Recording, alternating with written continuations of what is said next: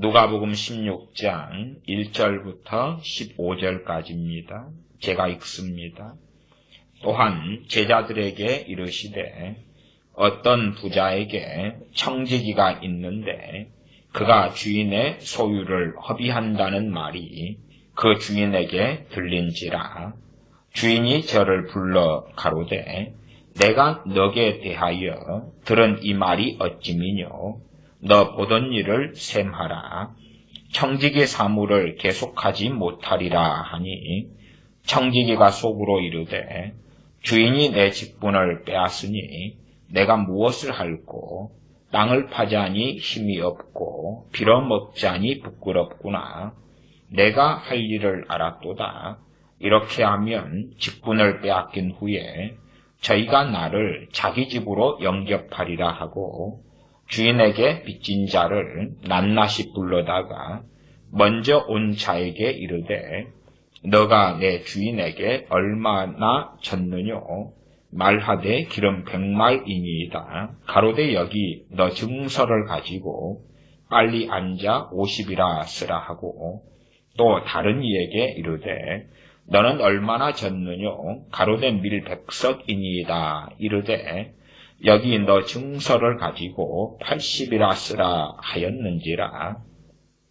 주인이 옳지 않은 청지기가 이를 지혜 있게 하였으므로 칭찬하였으니 이 세대의 아들들이 자기 시대에 있어서는 빛의 아들들보다 더 지혜로움이니라. 내가 너희에게 말하노니 불의의 제물로 친구를 사귀라. 그리하면 없어질 때에 저희가 영원한 처소로 너희를 영접하리라. 지극히 작은 것에 충성된 자는 큰 것에도 충성되고 지극히 작은 것에 불의한 자는 큰 것에도 불의하니라. 너희가 만일 불의한 재물에 충성치 아니하면 누가 참된 것으로 너희에게 맡기겠느냐? 너희가 만일 남의 것에 충성치 아니하면 누가 너희의 것을 너희에게 주겠느냐? 집하인이 두 주인을 섬길 수 없나니 혹 이를 미워하고 저를 사랑하거나 혹 이를 중히 여기고 저를 경히 여길 것임이니라. 너희가 하나님과 재물을 겸하여 섬길 수 없느니라. 바리새인들은 돈을 좋아하는 자라 이 모든 것을 듣고 비웃거늘 예수님께서 이르시되 너희는 사람 앞에서 스스로 옳다 하는 자이나 너희 마음을 하나님께서 아시나니 사람 중에 높임을 받는 그것은 하나님 앞에 미움을 받는 것이니라. 아멘. 이 세대가 주장하는 것은 인권입니다. 그리고 사람에 대한 존중, 인권, 심지어 어떠한 악인들에 대해서도 인권을 부르짖습니다. 그러한 것이 왜 사람들에게 듣기 좋게 보입니까? 어떠한 악인이라도 인권이 있다 주장하면 자기는 그보다 더 낫기 때문에 자기의 인권은 얼마나 크고 많겠는가 생각하는 것이 당연한 논리 아니겠습니까? 주님께서는 사람을 지극히 사랑하신다. 그러한 각자의 논리를 가지고 주님께서 나를 대우하실 때에 내 가족과 내 사랑하는 자녀들을 대우하실 때에 참으로 인격적으로 아름답게 대우하신다. 그렇게 믿고 싶어 하는 사람들이 많습니다. 그렇기 때문에 지금 시대의 인권 사상을 어디에서 나온 건지 생각하기보단 자기에게 유리하기 때문에 사실상 받아들입니다. 주님에 대해서도 성경의 주님, 살아계신 주님, 부활하시고 승천하시며 다시 오실 주님, 친히 하신 말씀들을 통하여 자신이 어떤 분이신가를 증거하셨으나 주님의 말씀은 치워버리고 가감해버리고 자기에게 좋고 자기의 마음을 기쁘게 하는 성경 구절만 남겨놓고 그러한 것들로서 주님의 모습을 형상화하고 이미지하고 섬기기 좋아하는 시대가 되었습니다. 그래서 주님에 대하여 자기의 환상 속에 있는 아주 멋지고 아주 인자하고 아주 자비로운 성자로서 그려놓습니다. 물론 누가 무엇이라고 말한다 해도 주님은 진정 하나님의 독생하신 하나님이시며 아들이신 것은 명확합니다. 제가 여기에서 성자라 표현하는 것은 누구나 다 끌어안고 누구나 다 사랑하고 누구나 다 참아주고 누구에게나 옷을 벗어주고 누구에게나 뺨을 치면 입밤을 돌려대고 내게 침을 뱉거나 아무 의미 없이 폭력을 행사해도 맞아주고 빼앗겨주고 그렇게 하는 성자의 이미지를 주님께 덮어 씌우기를 좋아한다 그 말입니다. 성경을 명백하게 보면 그러한 것이 얼마나 어리석다는 것을 압니다. 누가복음 16장 14절 15절에도 보면 바리새인들은 돈을 좋아하는 자라 이 모든 것을 듣고 비웃거늘 주님께서 돈과 재물과 하나님을 겸하여 섬길 수 없다 하는 누가복음 16장 13절 말씀 그리고 그 앞에 불의한 청지기의 비유를 통하여 하시는 말씀 그러한 말씀의 의미에 대하여 최소한 주님의 말씀을 들은 바리새인들은 알았습니다. 그렇기 때문에 주님을 비웃었다 그 말입니다. 거기에서 성자의 이미지로 한다면 비웃는 바리새인들의 마음을 녹여주고 위로해주고 격려해주고 그들을 칭찬해주고 바리새인들도 찾아보면 100개 가운데 1개나 혹은 10개라도 칭찬할 거리가 왜 없었겠습니까? 우리의 자녀가 10개를 잘못해도 1개 칭찬할 것이 있다. 그러면 그 칭찬하는 것에 초점을 맞추어 가지고 자녀를 칭찬하고 격려하고 세워주면 그러면 자녀가 변화된다 하는 세상의 팽배한 가르침도 있지 않습니까? 그것처럼 바리새인들이 99%를 잘못해도 1% 그럴싸하고 잘하는 게 있으면 주님께서 바리새인들의 마음을 여시기 위하여 너희들의 칭찬할 것을 말해주마. 나는 너희의 편이고 너희의 동무고 너희를 사랑해. 너희의 마음을 다치거나 상하게 하지 않는 가운데서 너희를 설득시켜서 하나님의 나라에 데려가고 싶어. 그렇게 하면 그것이 요즘 시대가 말하고 주장하며 심지어 그리는 우리 주 예수님의 성자 이미지가 될 것입니다. 그러나 주님께서는 누가복음 16장 15절에 뭘 말씀합니까? 예수님께서 이르시되 너희는 사람 앞에서 스스로 옳다는 자이나 너희는 사람 앞에서 스스로 옳다는 자들이다.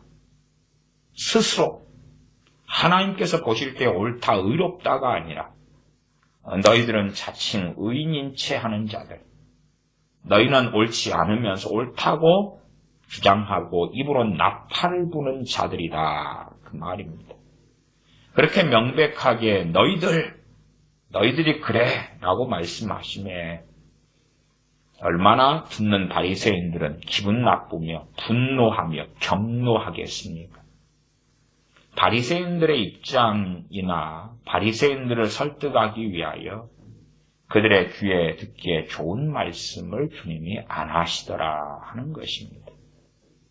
그러나 사람들이 원하는 주님은 아무리 자기가 곁길로 가고 잘못된 길로 가고 세속화의 길로 가고 세상을 사랑하는 길로 가고 자기 영광을 추구하고 구하는 길로 갈지라도 사랑스럽고 인자하고 아름답고 위로가 되며 소망이 되는 말씀으로 이야기하시는 주님. 그러한 주님을 원합니다. 그러한 주님을 원합니다. 15절에 너희는 사람 앞에서 스스로 옳다는 자이나 너희는 스스로 옳다는 자이다. 스스로 의롭다, 깨끗하다, 정결하다. 그러나 너희 마음을 하나님께서 아시나니 사람 중에 높임을 받는 그것은 하나님 앞에 미움을 받는 것이니라.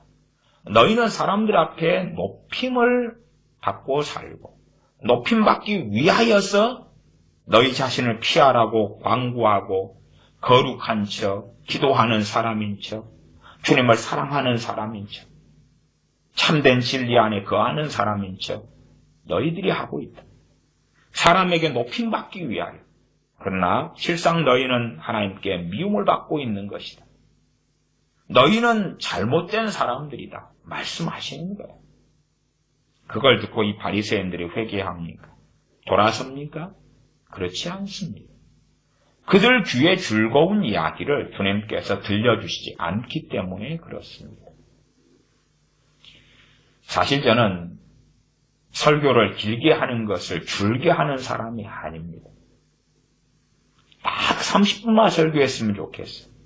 누가복음도 24장인데 한 10년 전인가요? 누가복음 강해를 제가 했습니다.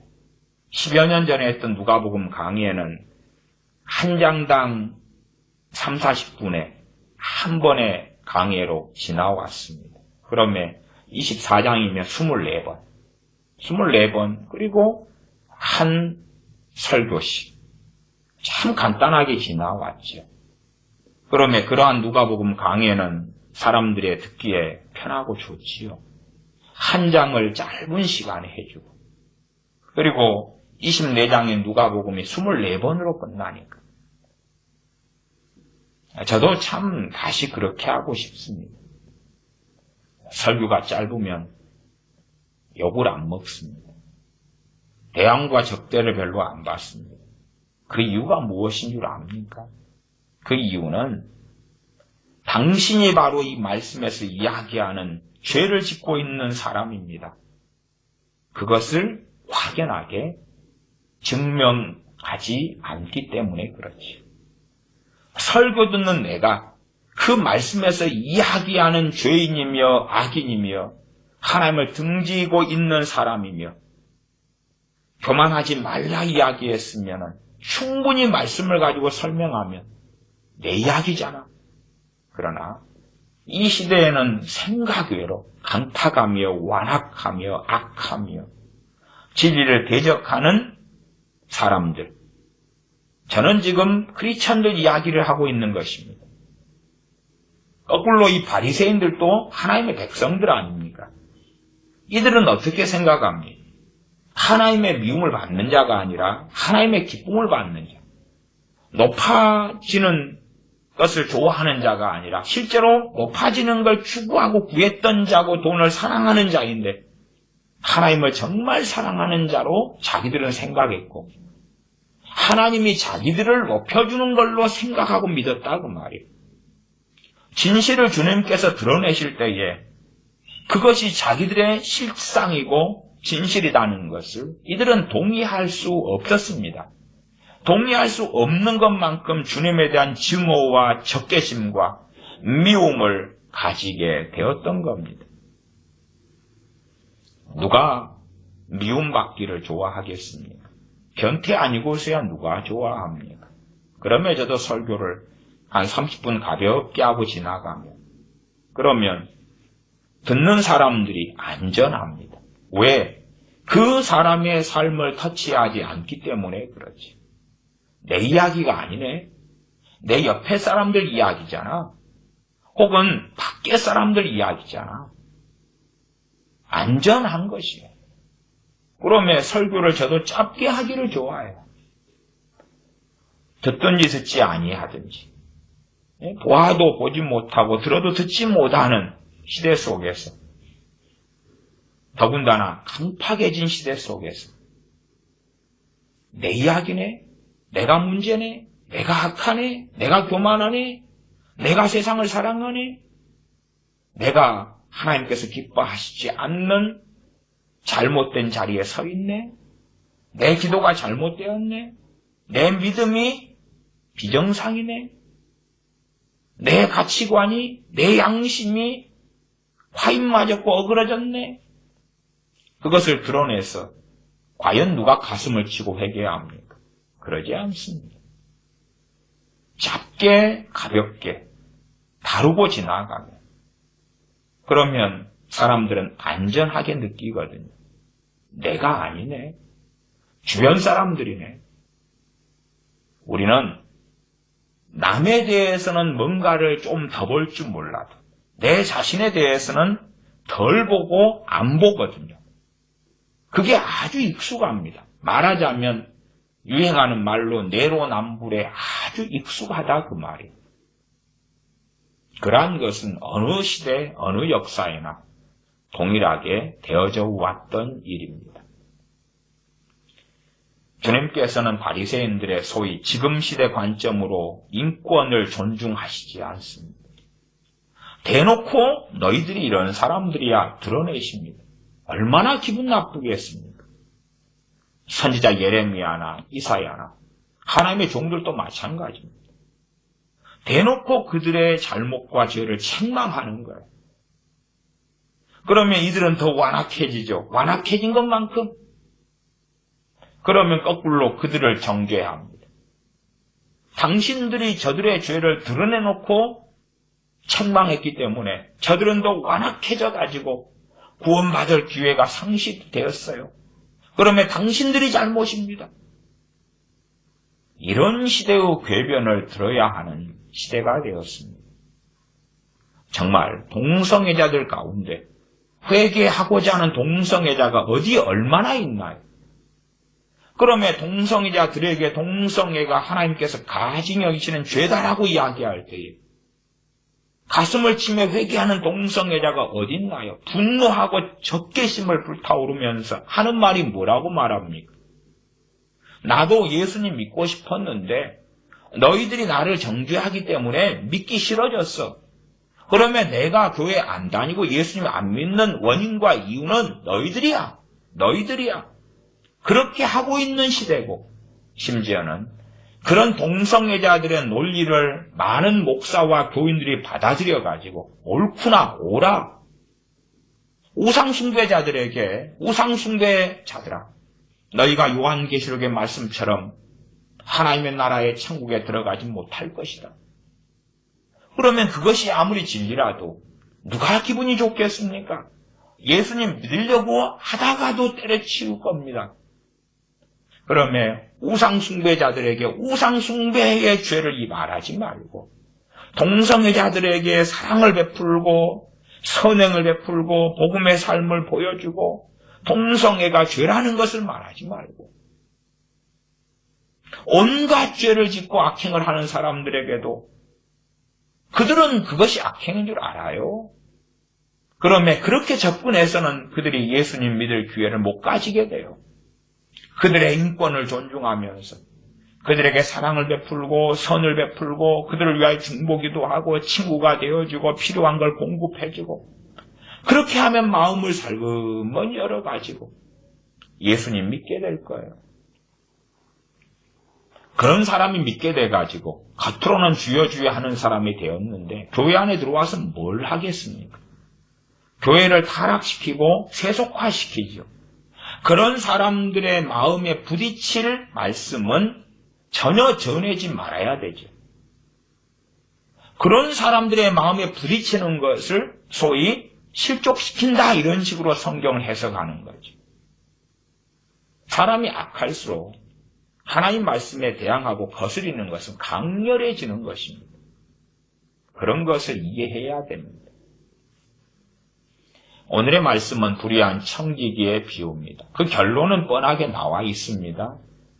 주님께서 말씀하셨어요. 하나님과 재물을 겸하여 섬길 수 없다. 나아가 이 비유를 통하여 어떠한 말씀을 하고 계시는지를 좀 더 살펴보겠습니다. 과거에 누가복음 강해에 같았다면 아주 짧게 신속하게 지나갔을 것 같습니다. 누가복음 16장 1절부터 봅니다. 또한 제자들에게 이르시되 대상은 제자들입니다. 왜? 제자가 아닌 사람들도 듣고 있습니다. 공개적인 말씀이기 때문에 바리새인 같은 사람들도 듣고 있다 그 말이에요. 그러나 그런 사람들은 들을 귀가 없습니다. 내용을 이해 못한다는 것이 아니라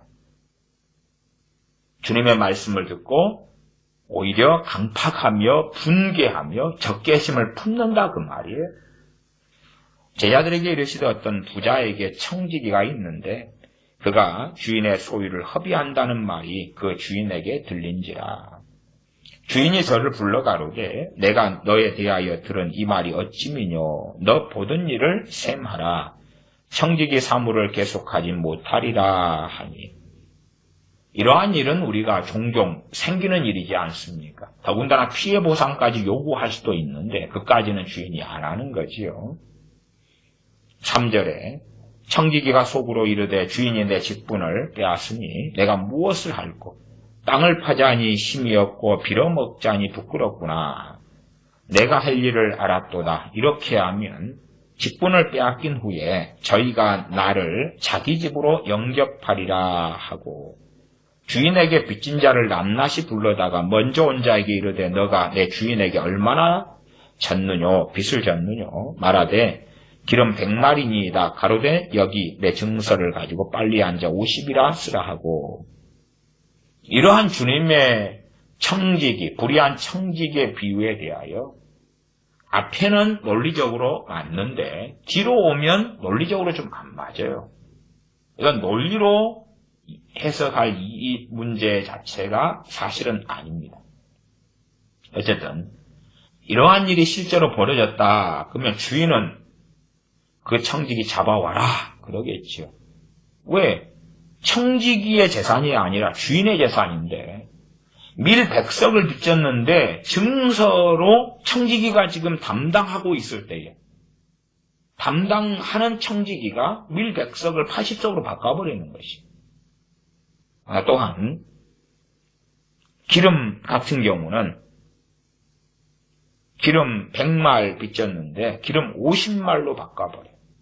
그러면 주인은 이 어떤 사람에게 기름 100말을 빌려줬는데 50말이 사라져버리는 거예요. 사라져버려요. 그러면 주인이 다시 되돌려놔. 너가 보상해. 청지기엔 너의 몸을 팔고 가족을 팔아서라도 내놔. 그래야지 논리적으로 좀 맞다 그 말이에요. 이러한 아주 말도 안 되는 일을 청지기가 했어요. 누구를 위해서요? 자기를 위해서. 청지기 일이 끝나고 쫓겨난 다음에는 오갈 데가 없어지니까 이렇게 은혜를 베풀어 놓으면 내게 은혜의 베품을 받는 사람들이 내가 먹을 것이 없고 힘이 없고 굶을 때에 우리 집에 오셔서 밥 한 끼 하세요. 우리 집에 건너방에 빈 방이 있으니까 여기에서 월세 내지 말고 사셔도 돼요. 그리고 자기가 이렇게 해준 사람들이 한 20명이다 치면은 한 달에 한 끼씩은 우리 집에서 잡수세요. 그렇게 하면 어떻게든 살아나갈 것 같다 그 말이죠. 아니면 당신이 그렇게 은혜를 베풀어 줘가지고 이제는 살만해졌어요. 그러니까 내가 사업하는데 창고가 있는데 당신이 창고지기 좀 해주세요. 그러면 단돈 몇십만 원이라도 한 달에 받을 수 있지요. 그런 것을 청지기는 기대한 거예요. 그리고 이제 이런 일을 한 것입니다. 16장 7절에 다른 이에게 말하되 너는 얼마나 졌느뇨 가로되 밀 100석이니이다 이르되 여기 내 증서를 가지고 80이라 쓰라 하였는지라. 논리적으로는 주인이 그를 불러다가 곤장을 때리고 주리를 틀고 고발하고 그런 등등이 필요할 것 같은데 특이한 이야기가 나옵니다. 그래서 사람들은 당황하죠. 16장 8절입니다. 주인이 이 옳지 않은 청지기가 이를 지혜 있게 하였으므로 칭찬하였으니 그리 갑니다. 그러면 16장 8절까지 가면 이 주인이 단지 세상의 주인이 아니구나 하는 걸 알게 됩니다. 세상의 주인이 아니라 이 주인은 하나님이신 것을 이 비유를 이까지 듣다 보면 압니다. 왜 이 앞에 이야기까지 가고 결론이 주인이 불러다가 떼끼어놓은 원상복귀 시켜놓고 너는 퇴직금 없어, 너 월급도 압수, 너 집도 압수, 그렇게 갔다면 야, 이것은 좀 이야기가 이상한데? 그랬겠죠. 우리가 지혜롭게 주님의 비유들을 살펴보면 이런 요소들이 비유들마다 대부분 있어요. 대부분. 그렇기 때문에 이러한 비유를 하나님 나라의 비유라 그러는 것입니다. 어리석은 사람들도 이러한 비유를 듣다 보면 이건 지금 간단하게 세상 이야기를 하고 있는 게 아니구나 라고 알 요소와 알 내용을 주님이 집어넣어 주시는 것이요.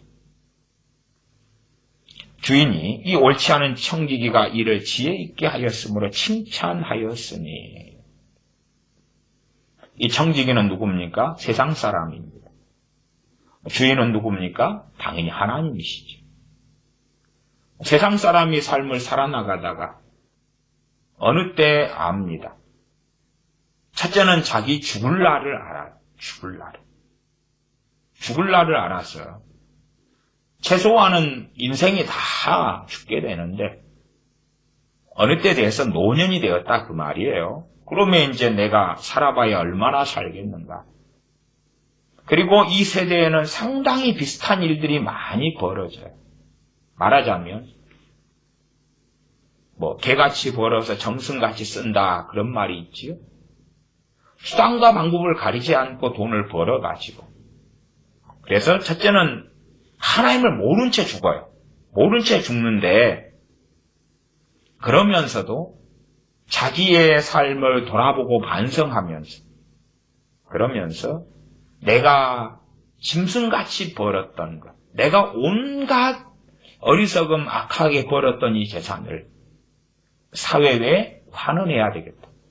고아원을 지어야 되겠다. 어려운 사람들을 돕는 데 써야 되겠다. 그렇게 하는 사람들이 있다 그 말이에요.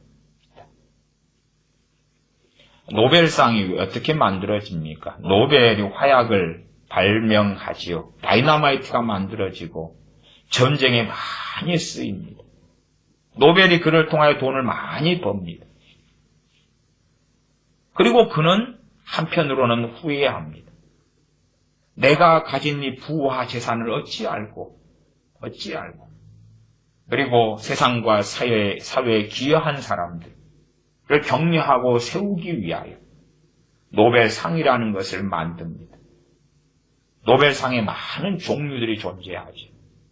그리고 노벨이 맡겨놨던 큰 자금이 그것이 눈덩이처럼 불어가면서 거기에서 노벨상을 받는 사람들에게 상금을 주고 수상을 합니다. 그런 것처럼 세상 사람들 가운데서도 자기 인생의 종국을 알기 때문에 자기가 악하게 살면서 벌어왔던 것들을 지혜롭게 쓰는 청지기들이 있다 그 말이에요. 청지기들이 있어요. 첫째는 불신자에 대한 이야기입니다. 그래서 주님께서 그렇게 16장 8절에 말씀하셨습니다. 어떻게 해요? 주인이 이 옳지 않은 청지기가 이 일을 지혜 있게 하였으므로 칭찬하였으니, 그리고 이 세대의 아들들이 자기 시대에 있어서는 빛의 아들들보다 더 지혜로움이니라. 이 세대의 아들들이 불신자지요. 빛의 아들들은 첫째는 유대인이고요. 두 번째는 포괄적으로 하나님의 백성들입니다. 첫째는 유대인들이죠. 이스라엘 유대인들이고, 두 번째는 하나님의 백성들. 그러면 지금 이 시대로 오면 육적 이스라엘도 가리키는 것이 있고, 두 번째 우리 기독교인 크리스천들을 가리키는 것이 있다 그 말이에요. 어떤 사람은 평생 세상 사람으로 살다가 나이가 한 60 되어서 이제는 살 날이 얼마 안 남았기 때문에 정말 진리가 있는가? 정말 하나님이 살아계신가? 찾고 구합니다. 그러는데 돈을 쓰고 시간을 보내고 건강을 투자합니다. 하나님을 찾고 구하는데, 과거 헬라인들 가운데도 지혜를 구했습니다. 지혜를 구하는 사람들 가운데 어떤 사람은 상대적 지혜가 아니라 절대적 지혜를 구한 사람들이 있었습니다. 다시 말하면 하나님을 찾는 사람들이 헬라인 가운데 있었다 그 말이에요. 그렇게 해서 하나님을 배웠고 만납니다. 어떤 불신자는 안 믿는 사람이니까 세상 사람으로 평생을 살아오다가 어느 때 되어서 인생을 얼마 남겨놓지 않고 그리고 하나님을 찾는 여정 가운데 불경도 읽어보고 코란도 읽어보고 그리고 성경을 읽다가 주님을 배웠고 회개가 터집니다. 이게 세상 사람들. 세상 사람에는 두 종류가 있는 것이죠. 한 종류는 자기 인생을 후회하면서 진리를 찾는 것보다는 자기가 벌어왔던 재산을 의미 있게 쓰고 죽는 사람. 악하게 재물을 벌어서 자기 멋대로 살다가 죽는 사람하고 의미 있게 재산을 쓰고 죽는 불신자가 있을 때에 당연히 둘 다 지옥에 들어가는 건 명확합니다. 그러나 심판대 앞에서 심판의 경중은 확연하게 달라지죠. 확연하게 달라져. 불신자의 재물이든 크리스천의 재물이든 다 하나님의 것이며 다 누구나 하나님의 청지기이다 그 말이에요. 누구나 청지기이다. 그러면 빛의 아들들이 왜 더 미련하냐? 이 세대의 아들들이 자기 시대에 있어서는 빛의 아들들보다 더 지혜롭다 그랬으니까 반대로 말을 바꾸면 빛의 아들들인 유대인들이 또 크리스천들이 세상 사람보다 미련하다 그 말이죠. 세상 사람은 즐길 거 즐기고 술 먹고 마약하고 이 여자 저 남자 쾌락을 쫓아 살다가 어느 때에 하나님을 찾고 하나님께 돌아오는데 크리스천은 하나님을 만나고 예수님을 영접하고 주님을 위해 얼마 살다가 그러다가 세상으로 가거든요. 진리를 버리고 진리를 찾은 자가 주님을 배운 자가 주님을 아는 자가 성령님을 받은 자가 돈을 사랑하고 세상을 사랑하고 가거든요. 뒤에 바리새인들의 이야기가 나왔고 바리새인들은 돈을 사랑하는지라 그들은 높아지는 걸 구하고 그래서 높아진 그 자들은 하나님께 미움을 받느니라. 세상 사람은 하나님을 알지 못하니까 자기의 영광을 구하고 높아짐을 구하다가 나중에 이것이 부질없구나 허무하구나 깨닫고 그렇게 안 하는 사람 또 다른 사람은 높아짐과 성공과 자기 명예와 영광을 구하다가 나중에 주님을 찾고 만난 다음에 하나님의 영광을 구하는 사람이 된 거지요. 그러나 많은 크리스천들은 유대인들이 다 그러면 모태로부터 선민으로 태어나서 어릴 때부터 율법을 배우고 또한 우리의 상당히 많은 자녀들은 모태신앙으로 태어나고 어릴 때 유아 세례를 받고 어린 시절 교회에서 다 보내고 예배드리고 기도하고 그렇게 자라고 성경 손에 끼고 자라고 사나 그러나 하나님을 찾지 않고 구하지 않고 나이 좀 들어서 주님 빠이빠이 떠나는 거지. 세상 사람들은 정신 차리고 주님께 돌아오는데 어릴 때부터 하나님의 선민으로 자라며 하나님의 백성으로 자라가지고 세상으로 가는 거예요. 바톤 터치인 거죠. 도대체 누가 지혜로운가? 주님께서는 이 세대의 아들들이 지혜롭다 그러는 것입니다. 어떤 분이 제 아는 분인데 붕어빵을 평생 구워왔습니다. 제가 한국에서 목회할 때는 그 붕어빵 가게에서 붕어빵을 자주 사다가 교회 아이들을 사 먹이기도 하고 저도 간간히 먹고 어느 때 붕어빵 사장님이 나이가 드신 분이에요. 70이 넘으신 분인데 붕어빵 사장님과 그런 대화를 했습니다. 붕어빵 사장님이 저한테 이야기하시는 거예요. 아저씨 참 오래된 것 같습니다. 그래서 저도 오래됐지요. 제가 붕어빵 가게 단골로 붕어빵 사 먹은 지가 오래됐지요. 그때 대화했을 때가 20년이 넘어갔을 때입니다. 참 오래됐습니다, 저도. 근데 그 붕어빵 사장님 그분은 성질이 아주 괴팍한 양반이에요. 아주 사나운 양반이에요. 그 붕어빵 길가에서 시장 어귀에서 붕어빵 굽는 그 옆에는 그분의 아내 되시는 사모님이 호떡을 굽습니다. 그러나 남편이 성질이 원체 괴팍하기 때문에 남편이 성질내면 벌벌벌 떱니다. 그래도 이제 전화 오래된 단골이기 때문에 뭐 하나 더 주신다거나 배려해 준다거나 그런 게 있습니다. 어쨌든 성질이 괴팍하고 고약하신 분이고 당연히 예수는 안 믿는 분입니다. 그런데 그분이 몇 년 전에는 병이 들어가지고 몸이 아파서 병원에 입원도 하고 그랬어요. 그러면 이제 그 양반이 인생을 돌아볼 때에 돈을 좀 버셨던 것 같아요. 장사 참 잘 되기도 했어요. 그래서 당시에 지역신문에 나왔습니다. 붕어빵 팔아서 번 돈 몇 천만 원까지 되더라고.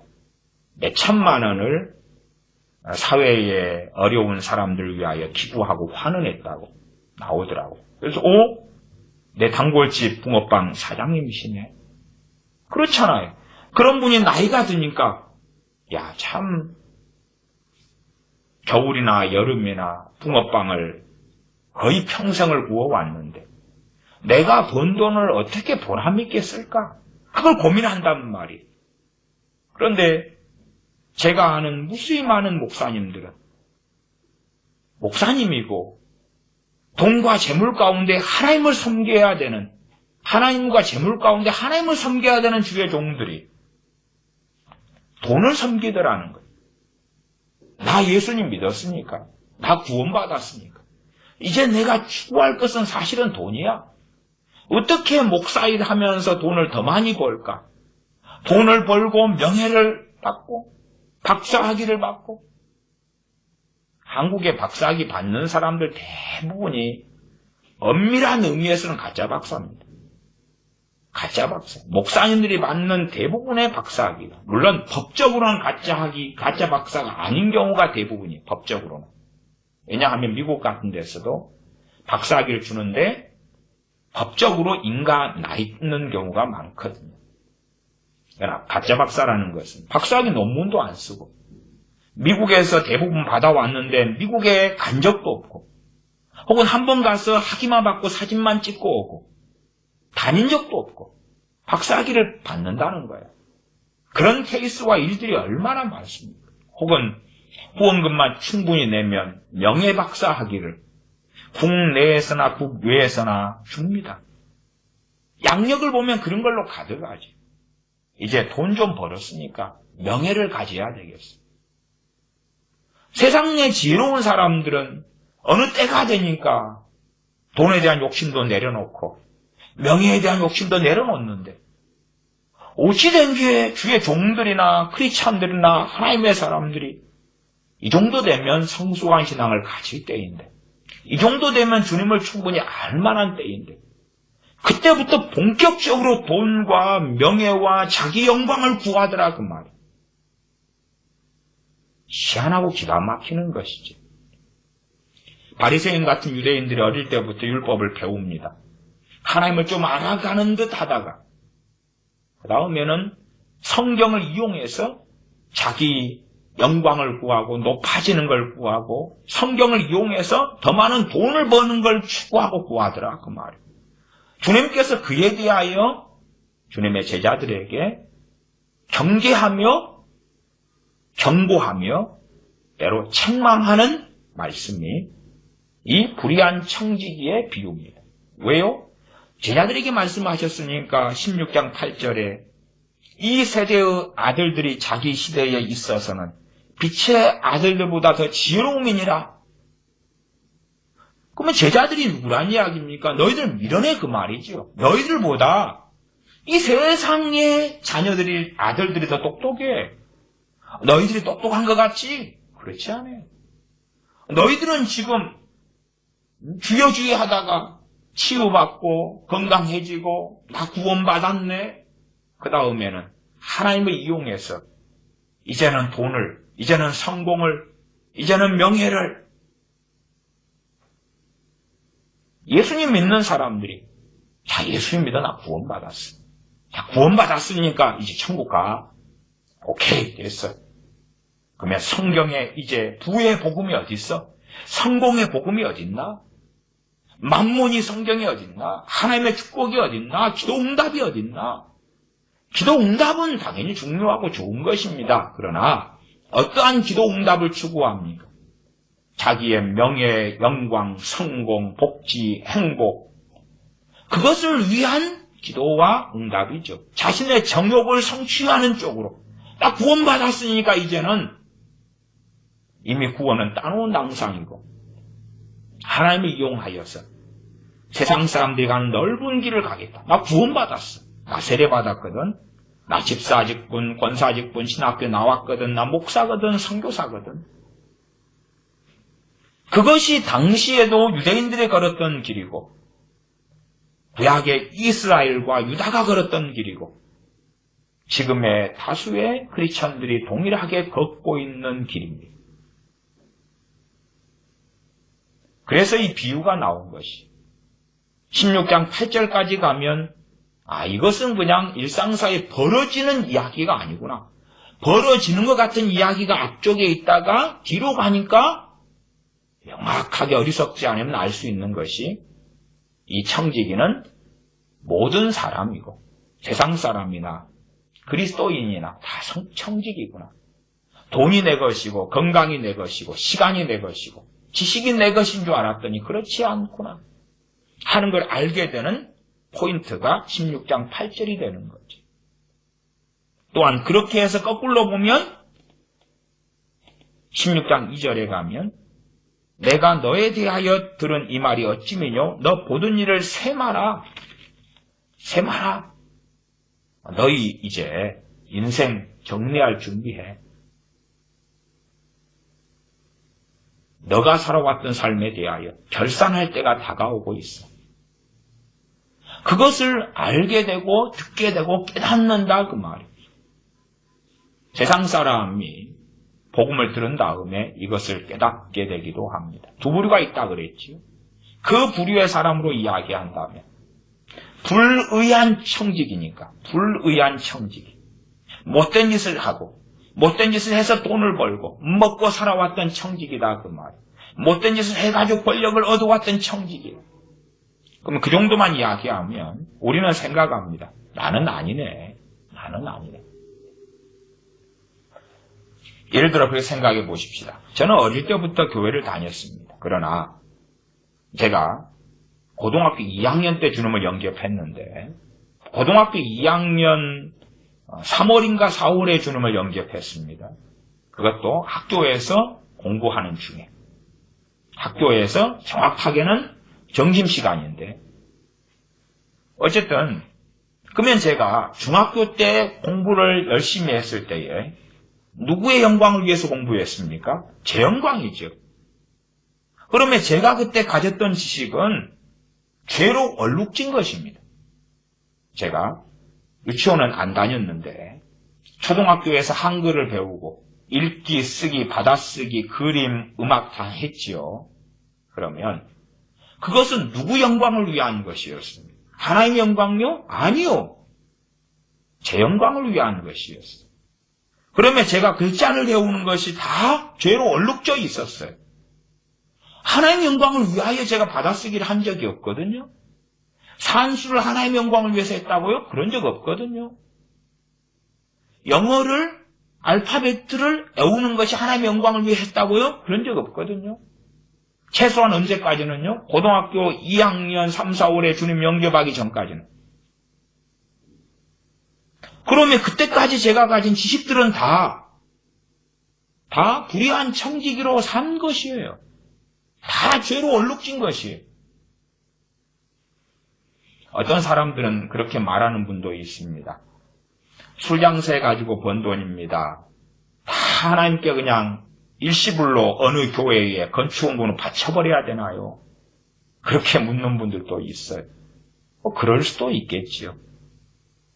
근데 극단적인 율법주의를 적용하자면 내가 내 영광을 위하여 한 걸 배운 것 어떻게 해야 됩니까? 다 잊어버리고 내 수술을 받아버리거나 지워버려야 될 거 아닙니까? 죄로 얼룩진 것이잖아요. 내 영광을 위한 것 같이 큰 죄가 인 것이 어디 얼마나 있습니까? 그게 죄들의 근원 중에 근원이 아닙니까? 우리가 실상은 무엇을 얻었다, 획득했다, 가졌다. 이것이 죄에서 비롯되지 않은 것이 어디가 있냐 그 말이에요.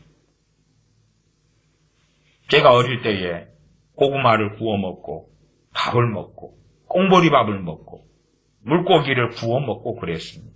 그러면 제가 그렇게 먹고 마신 것이 고린도전서 12장 31절에 하나님의 영광을 위하여 먹더니 마시더니 한 것입니까? 안 했잖아요. 그렇게 해서 제가 생명을 유지하고 살았던 것입니다.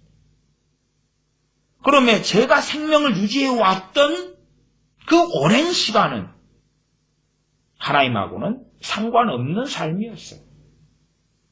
그러면 내 정욕을 위하여, 내 배를 위하여 먹고 마셨기 때문에 주님 믿자마자 내가 죽어야 되나요? 생명을 끊어야 되나요? 그런 해석으로 간다면 바보고 극단적 율법주의가 되죠. 그런 게 아니죠. 내가 정욕 가운데 죄로 얼룩진 지식, 그러한 나의 개발된 재능, 또한 나의 재산이나 돈. 그러나 주님을 만나고 믿은 다음에는 세상으로 돌아가는 것이 아니라 이제는 불의한 청지기처럼 지혜롭게 어떻게 하나님을 위하여 드릴까를 고민해야 한다 그 말이에요. 어떻게 하나님을 위하여 살 것인가? 어떻게 하나님을 영화롭게 할 것인가? 누가복음 16장 9절로 갑니다. 내가 너희에게 말하노니 불의의 제물로 친구를 사귀라. 그리하면 없어질 때에 저희가 영원한 처소로 너희를 영접하리라. 내가 너희에게 말하노니 그러니까 이제 이 정도 오면 비유가 끝났고 제자들에게 주님께서 말씀하고 계신 거지. 사실은 주님의 제자들이 유대인들이지만 대부분 유대인들이죠. 좁은 12명의 제자들 말고 좀 넓은 개념으로 가지면 그러면 거기에서 이방인도 얼마 끼어 있을 수 있다고 말이에요. 그러나 이제 대부분 당연히 유대인이지. 그들에게 불의의 제물로 친구를 사귀라 그러는 거지. 불의의 제물로. 예를 들어서 삭개오가 있다고 합시다. 삭개오가 당연하게 주님 만난 다음에 자기가 토색한 것의 4배를 갚겠다. 재산의 반을 가난한 자들에게 나누어 주겠다 그랬습니다. 재산이 반이 좀 안 되는 정도가 남았겠죠? 그러나 삭개오가 모은 모든 재산이 불의와 관계되지 않은 것이 어딨냐 그 말이. 불의가 크게 2가지 개념으로 이해하셔야 됩니다. 삭개오의 재물에 있어서 첫 번째 불의는 직접적으로 강탈하고 빼앗고 욕심과 탐욕과 죄악 가운데 모은 재물이 있고, 두 번째는 더 근원적이고 보편적으로 삭개오가 하나님의 영광을 위하여 돈을 벌었나요? 그런 적 없지요. 모든 삭개오의 재물은 100% 다 자기의 영광과 자신의 정욕을 위하여 모은 것입니다. 그러면 아무리 가난한 자를 위하여 절반을 주었고 토색한 것, 빼앗고 약탈한 것을 4배로 갚았다 그래도 남은 재물이 깨끗한 재물이 될 수 없는 거예요. 그게 삭개오의 재물만이 아니라 삭개오가 그렇게 해서 먹고 살았잖아요. 그러면 삭개오의 건강이나 생명도 마찬가지예요. 깨끗한 게 아니에요. 사람들은 끊임없이 착각합니다. 내가 번 돈은 불의한 재물이 아니야. 이런 누가복음도 제가 설명을 자세히 안 하면 사람들이 듣기 좋아요. 왜? 나는 아니니까. 삭개오 같은 세리장이나 저런 놈이고 김정은이 같은 저런 놈이나 그렇고 좌이 공산당 빨갱이들이나 그런 것이고 나는 아니야. 내 재물은 깨끗한 재물이야. 정말 양심껏 당신들이 모은 돈이 하나님의 영광을 위하여 살면서 주님과 동행하면서 모은 돈입니까? 얼마나요? 몇 원이나? A란 사람이 40살에 주님 믿었다고 합시다. 40살까지 모은 돈은 주님하고 상관없잖아요. 일반 은총으로서의 하나님의 은혜 속에 번 돈이다 말할 수 있으나 그러나 성경적으로는 실상은 40살에 주님 믿었다 그러면 40살까지 번 돈은 주님과 상관없는 불의의 재물이잖아요. 그러면 주님 40살에 영접했기 때문에 그 재물을 다 기탁하고 버리고 쓰레기통에 넣거나 과운에 기부하거나 그럽니까? 그래서도 안 되고 그렇게 한다고 생각한다면 정말 어리석은 사람이죠. 그렇게 번 돈을 가지고 가족을 유지했고 생활을 하고 집을 구했고 삶을 영위하고 있고 사회적 지위와 위치를 가지고 있는 거예요. 심지어는 요즘 세대에는 뇌물을 주고 승진하는 경우도 많습니다. 그리고 나중에 이제 승진이 꽤 한 다음에 별 수단과 방법을 가리지 않고 적당한 수준에서라도 승진했다 그 말이에요. 주님 믿고 영접한 다음에 그 위치와 지위와 권력이 있잖아요. 다 내려놓을까요? 거기에서 자기가 가진 불의한 재물 그리고 비유적으로 불의한 재물까지 넓히면 그 권력도 불의한 권력이고 자기가 승진했는데 뇌물 좀 쓰고 이사가 되고 과장이 됐다? 불의한 거지요. 심지어 자기 아래에 있는 사원들을 탁탁탁 볶아가지고 사원들이 한 업적도 자기 걸로 만들어가지고 승진했다. 그거 불의한 거죠. 그러나 주님 만나고 배운 다음에는 그 불의한 재물이든지 불의한 지식이든지 자신의 지위와 위치든지 이제 누구를 위하여 그걸 사용하느냐 하는 것이. 그러므로 9절에 내가 너희에게 말하노니 불의의 재물로 친구를 사귀라 그 말이에요. 불의의 재물로 친구를 사귀라. 사람들은 자기 이야기가 아니니까 이해를 못하죠. 아니라고 생각하고 믿으니까. 야, 불의의 재물이면 A라는 사람이 창녀 출신이라는데 그렇게 번 돈이 모양이지? 창녀 일 해가지고 술집 일 해가지고 술집 종업원 돼가지고 번 돈, 마약 팔아서 번 돈, 술집 해가지고 번 돈, 술 팔아서 번 돈. 야, 그거 가지고 좋게만 쓰면 되는 거야 이렇게? 그러면 우리는 면죄부죠. 그래서 설교는 설명 자세히 안 하면 욕먹을 일도 별로 없어요. 설명을 자세히 하면 할수록 바르게 설명한다면 설교하는 저나 듣는 여러분이나 다 못 벗어나거든요. 도망 못 가거든요. 도망 못 가요. 말씀은 강론하는 것입니다. 풀어 설명하는 것이. 예화가 필요할 때는 그걸 충분히 설명한 다음에 예화를 드는 것이지. 설명도 제대로 없이 예제를 들어버리면 예화라는 것이 성경의 본문에 다른 해석하고 전혀 엉뚱한 데를 가리키는 나침반이 될 때도 아주 많아요. 우리 인생 자체가 불의한 것입니다. 누구라도. 우리의 자녀들이 모태신앙이라고 쳐도 정말 그 아이들이 시간을 보내는데 주님과 동행하면서 시간을 보내고 있습니까? 유치원에서요? 초등학교에서요? 중학교에서요? 어디에서요? 안 그렇지요? 자녀들이 가지게 되고 배우고 얻게 되는 지식이나 경험도 그 안에 불의는 100%라고 말해야지 맞는 거예요. 정말 주님의 영광을 위하여 얻고 사는 인생이 아니잖아. 더군다나 성인 되어서 믿게 된 우리들이야 말해서 무엇합니까? 어리석은 사람이 되어서 나는 도둑질해서 번 돈 아니야.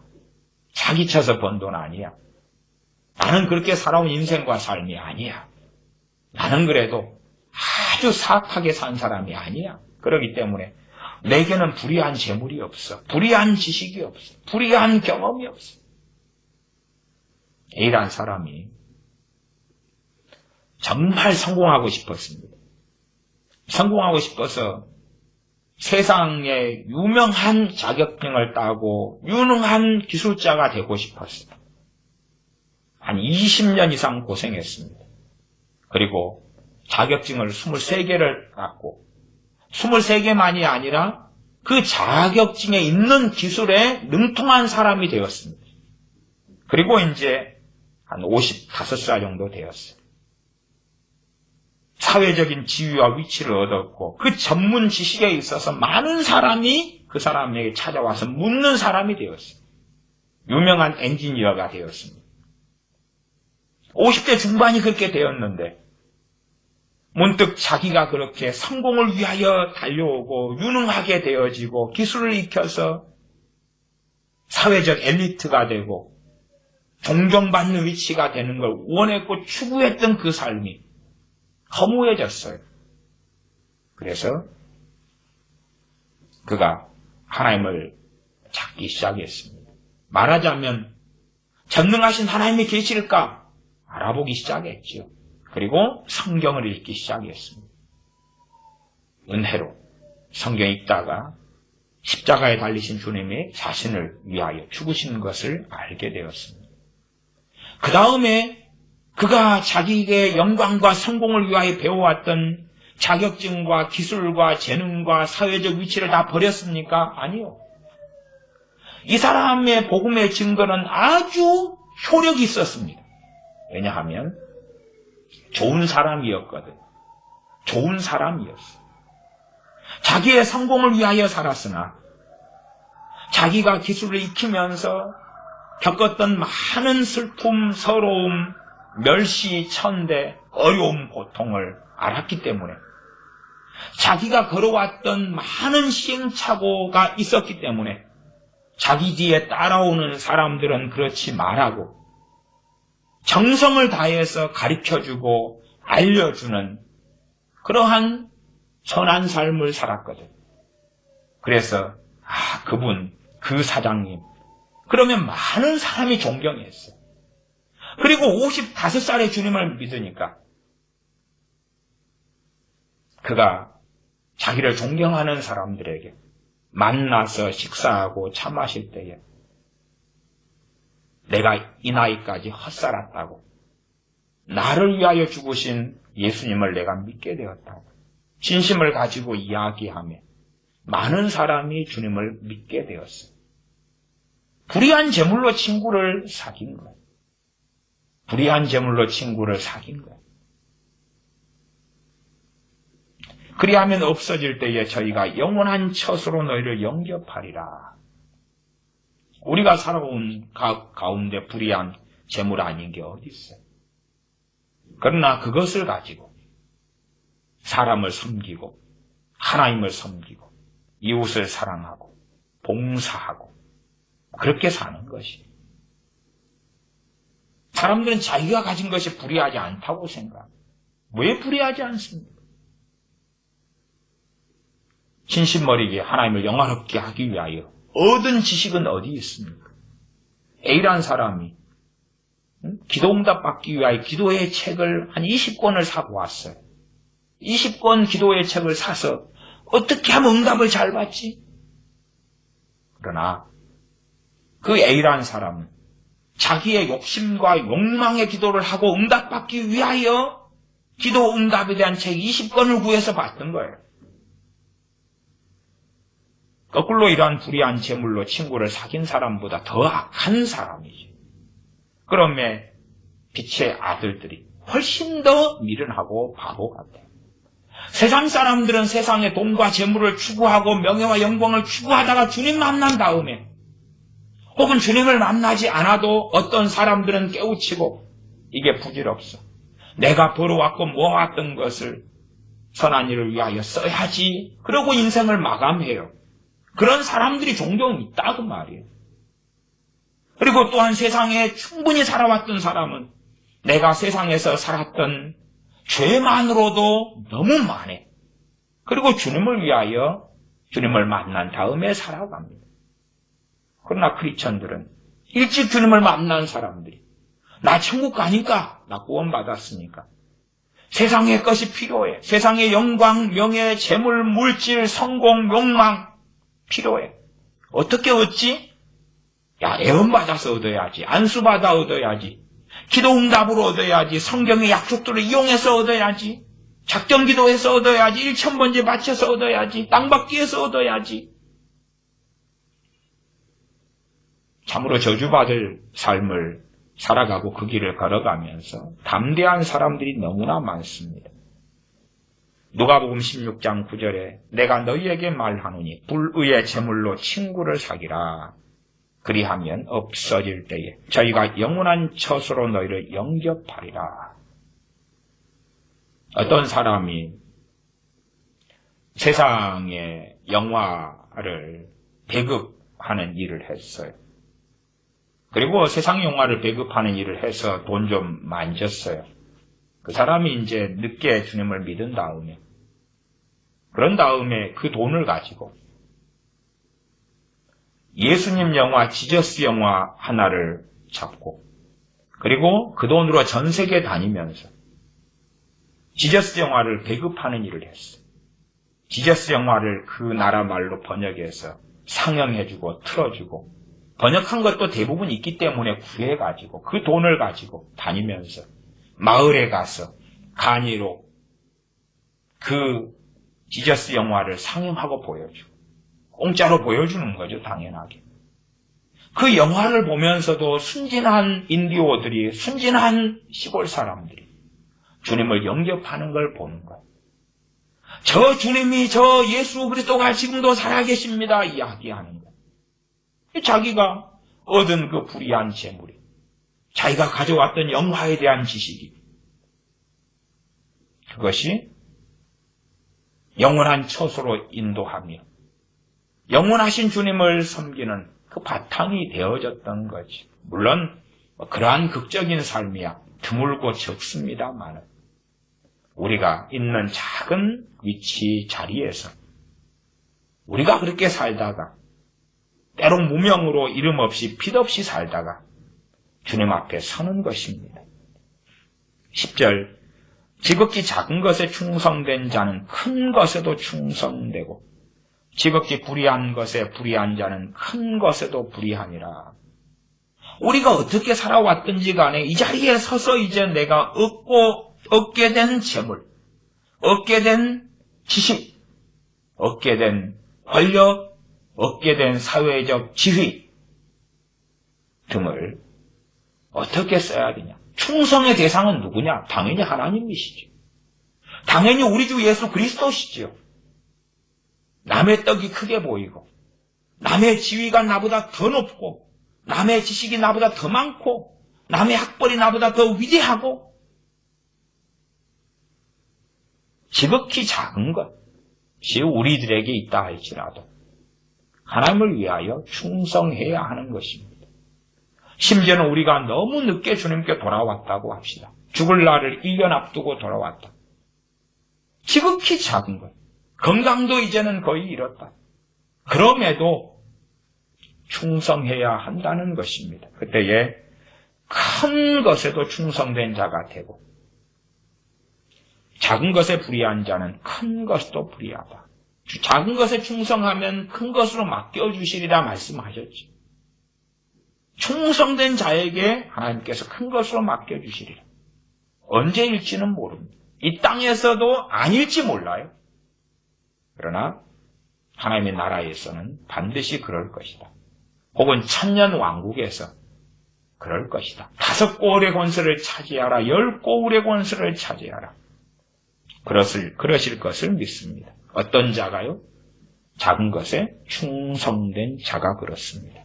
11절, 너희가 만일 불의한 재물에 충성치 아니하면 누가 참된 것으로 너희에게 맡기겠느냐. 당연하게 너희도 대상은 제자들입니다. 그러면 너희가 이때까지 살아와서 이제 주님 말씀 듣고 하나님을 바로 섬기게 되고 주님을 믿고 따르게 되었는데, 너희가 이제 구원받았다 그리고 충성되게 하나님 앞에서 살아가지 않으면 참된 것을 너희에게 맡기실 것 같으냐, 그런 거지. 너희는 참된 것을 원해? 말하자면 지금으로 말하면 그런 거 아니겠습니까? 사도가 되는 것, 선지자가 되는 것, 위대한 부흥사가 되는 것, 위대한 주의 종이 되는 것, 엘리야 선지자, 에녹 선지자, 사도 바울 같이 되는 것, 모세도 내 자식은 그렇게 돼야 돼 하는 위대한 것들.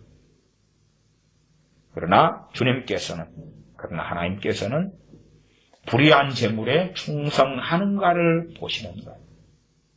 너가 너 영광을 위해 살아오면서 얻었던 그 보잘것없는 재물이 이제는 그것을 어디에 바쳐버린다가 아니라 그것을 가지고 먹고 살고 생활하면서 그러면서 하나님께 충성된 삶을 사느냐 하는 거지. 너가 그렇게 너 영광을 위하여 영어 공부를 해서 영어 실력을 가졌어. 그러면 이제 그 불의한 재물인데 비유로 그때는 이야기할 수 있는 것입니다. 그것을 주님을 위하여 너가 쓰냐? 그때에 참된 것을 너희에게 맡기실 것이다. 영어 가지고 썼다 그러면 천국 가서는 영어가 필요하겠습니까? 필요하지 않지요. 천국에서는 단일한 언어이지 않겠습니까? 언어를 배울 필요가 없지요. 그러면 이 땅에서 영어든지 스페인어든지 어느 언어에 능통하고 5개국, 10개국어를 한다고 그래도 천국에서는 아무 의미가 없어요. 이 땅에서 의미가 있지. 이 땅에서 그것을 가지고 어떻게 사용하며 하나님 앞에 충성하느냐가 의미가 있다고 말이에요. 그때에 참된 것. 이 땅에 잠깐 살아가면서 만 가치 있는 영어, 스페인어, 볼리비아어 그런 것이 아니라 영원한 것을 맡겨주실 거다 그 말이에요.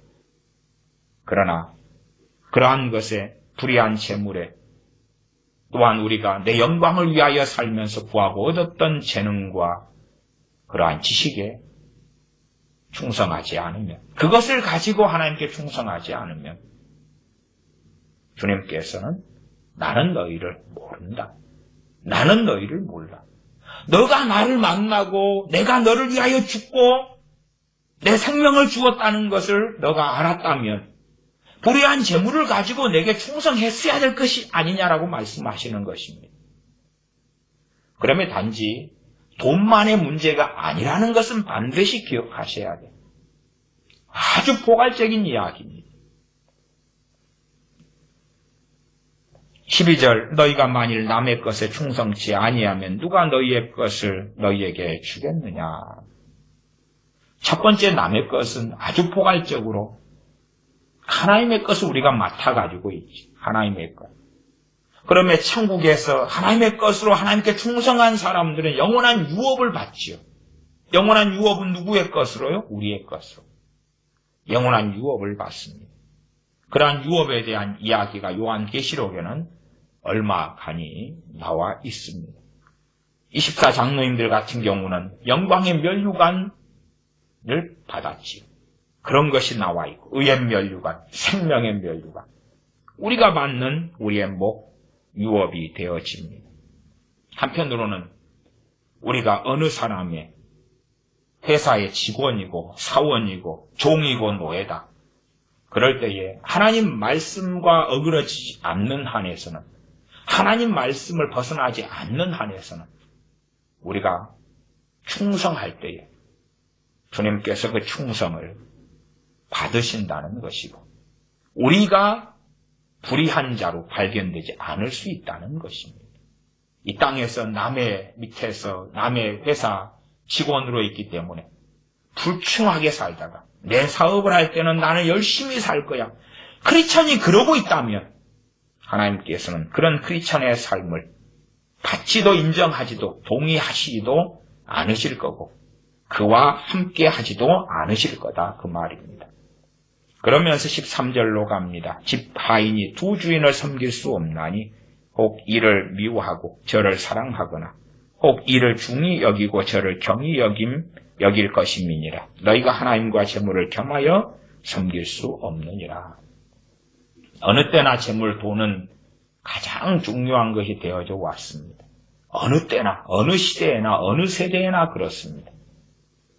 그렇기 때문에 우리의 인생에서는 하나님인가 재물인가, 하나님인가 돈인가, 그 선택의 기로 속에서 하나님의 시험과 하나님의 연단을 받을 때들이 자주 찾아오게 됩니다.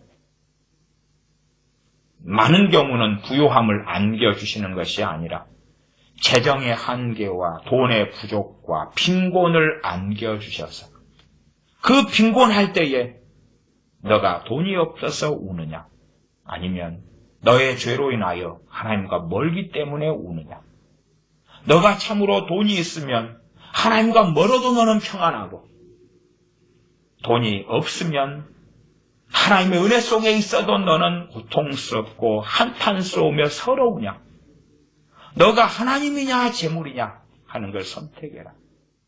그러면 우리에게 자주 하나님께서는 때로 부하게도 하시지만 가난케도 하셔서 우리의 자리에서 가난할 때에 또한 부할 때에 내가 정말 의지하고 따르고 의존하고 마음에 두고 사는 이가 그것을 섬긴다고 말씀하시는데 재물을 섬기느냐 하나님을 섬기느냐 하는 것을 드러내야 될 때, 증명해야 될 때들이 자주 찾아옵니다. 기도하겠습니다. 아버지 하나님, 하나님과 재물을 겸하여 섬길 수 없다. 그러한 주님의 말씀 가운데 이 바리새인들은 돈을 사랑하였기 때문에 또한 주님의 말씀을 듣고 회개하기보다도 오히려 비웃었습니다. 그러므로 그들은 강팍한 길에 더 나아가게 되었습니다.